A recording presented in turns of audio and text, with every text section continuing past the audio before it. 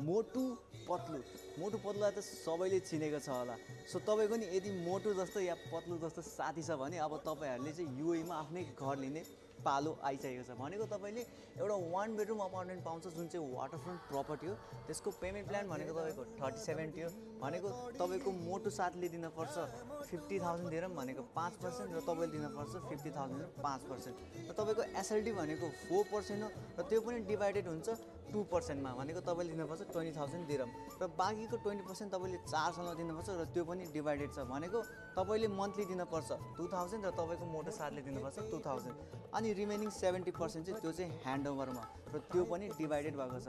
भनेको 70% तपाईँले दिनुपर्छ 35% जुन हो तपाईँको 350,000 दिरम र तपाईँको साथीले दिनुपर्छ 35% जुन हो तपाईँको 350,000 दिरम र तपाईँले टोटल दिनुपर्ने भनेको चाहिँ 520,000 दिरम हो।